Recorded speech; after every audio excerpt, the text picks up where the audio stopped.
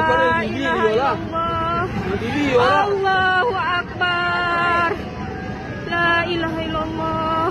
Ya Allah. Diangkut dari hutan Kalimantan.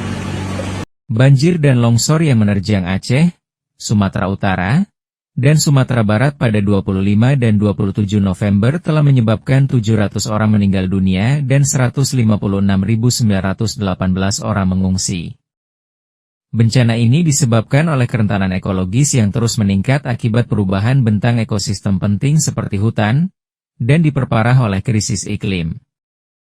Walhi mencatat, periode 2016 hingga 2025, seluas 1,4 juta hektar hutan di Aceh, Sumatera Utara, dan Sumatera Barat telah terdeforestasi akibat aktivitas 631 perusahaan pemegang izin tambang, HGU sawit, PBPH, geotermal, izin PLTA, dan PLTM.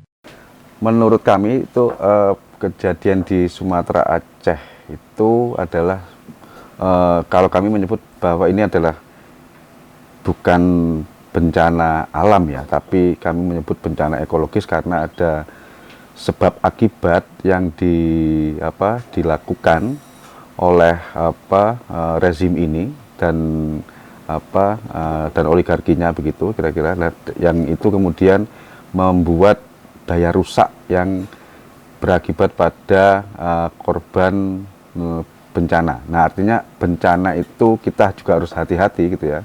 Belajar dari kasus Lapindo memang bahwa mereka membangun narasi yang sebegitu rumit begitu ya, lalu kemudian bahwa bencana alam dan itu berimplikasi pada kebijakan nasional. Jika kita tidak hati-hati terhadap kasus di Sumatera dan Aceh misalkan ditetapkan sebagai bencana alam secara nasional, nah itu yang kemudian tidak memahami konteks dari historis dari kerusakan alam dan konfigurasi ekonomi politik yang ada di sekitaran wilayah krisis di sana. Artinya itu yang akan menjadikan narasi bahwa bencana alam akan dijadikan bencana nasional akan ditetapkan, itu yang menurut saya bahaya sekali gitu ya, karena kasus Lapindo malah turun perpresnya, ada kebijakan nasional lalu kemudian dipayungi oleh peraturan presiden yang itu yang kemudian membalik bahwa APBN harus menyelesaikan bencana yang ada di Lapindo saat itu. Nah, ini kalau kemudian itu dijadikan acuan, itu yang harusnya kita bersama-sama harus detail gitu ya, mengkaji bahwa ada sebuah sebab akibat dalam bencana ekologis ya. Kalau menurut kami itu sebab akibat itu yang kemudian kita harus bersama-sama mempelajari tentang konteks historisnya itu tadi. Jadi artinya jangan tergopoh-gopoh membuat keputusan bahwa ini adalah bencana nasional, karena itu kasusnya akan seperti Lapindo yang pertama itu. Yang kedua, kita yang terpenting adalah bagaimana saat ini negara itu harus kemudian melakukan pertama, kalau ini memang daya rusak yang sudah ditimbulkan, moratorium dulu pertambangan ataupun pembalakan hutan di sana, moratorium dulu, hentikan, lalu kemudian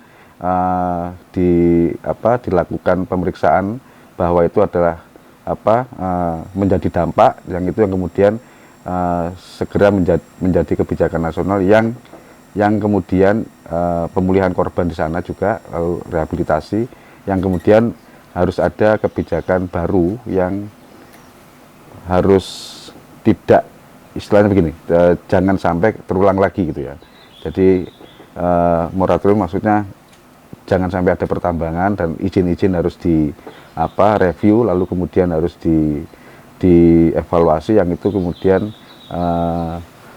menjadi kebijakan nasional yang harus bagaimana negara itu menentukan sikap terhadap bencana di Sumatera dan Aceh.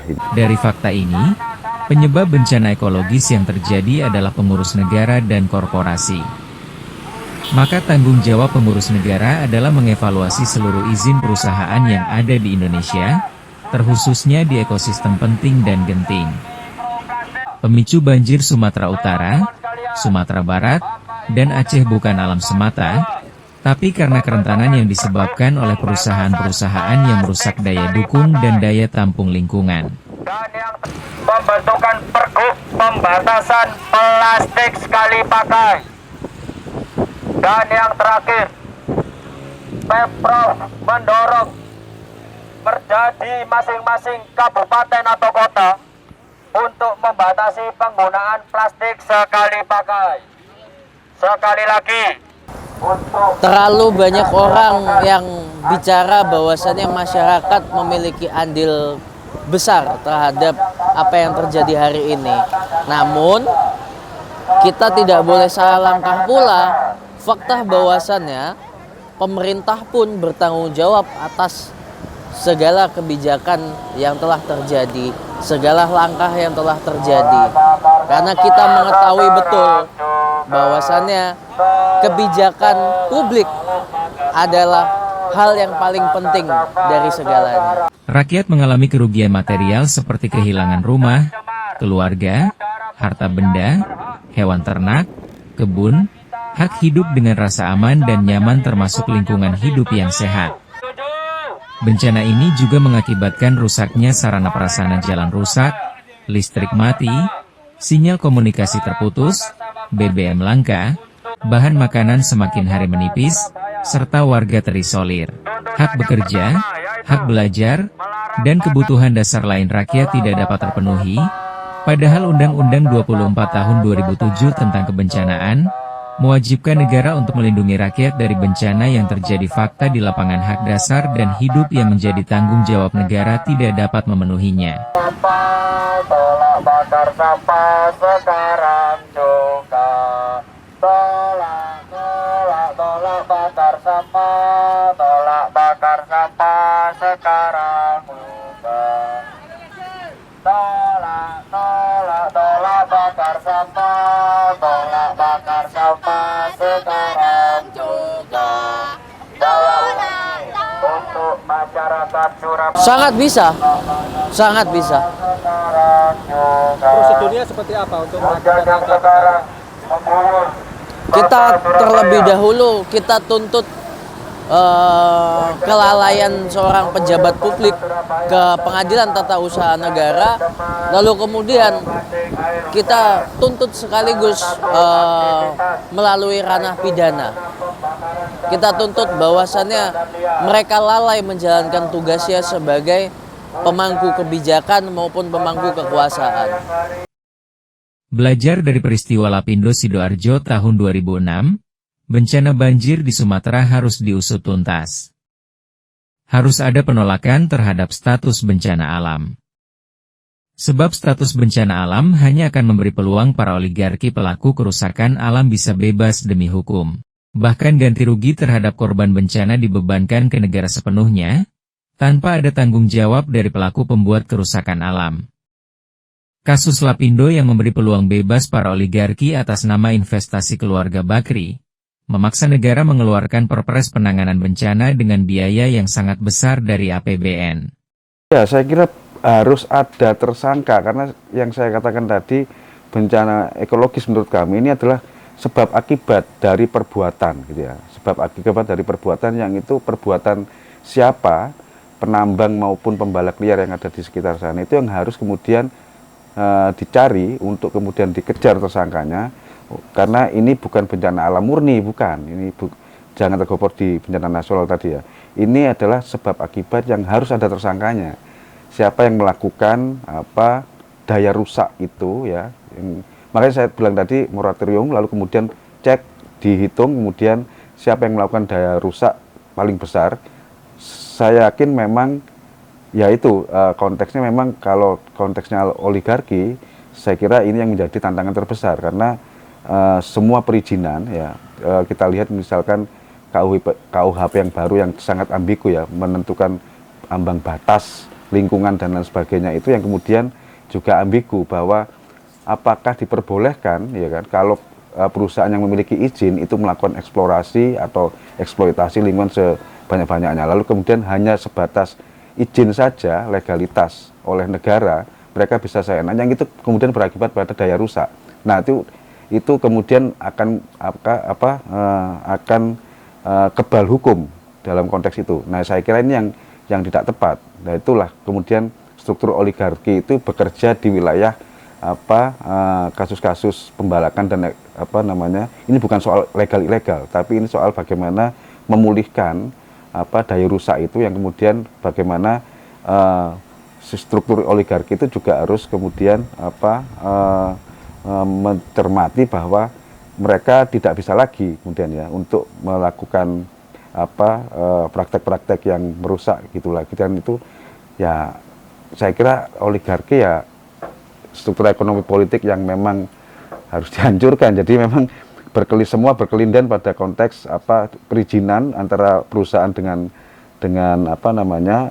negara, itu kan saling berkelindan. Itu yang menjadi salah satu pokok juga membangun daya rusak, kenapa terjadi praktek-praktek kerusakan lingkungan atau kerusakan alam yang ada di sekitar wilayah krisis yang sedang terjadi saat ini di Sumatera maupun Aceh. Regulasi sebenarnya telah mengatur prinsip kehati-hatian dan kewajiban pelestarian sumber daya alam. Namun, dalam praktiknya, penegakan hukum seringkali lemah dan tumpul terhadap pelanggaran lingkungan, terutama karena hutan dimiliki pejabat atau oligarki yang tidak bisa disentuh hukum.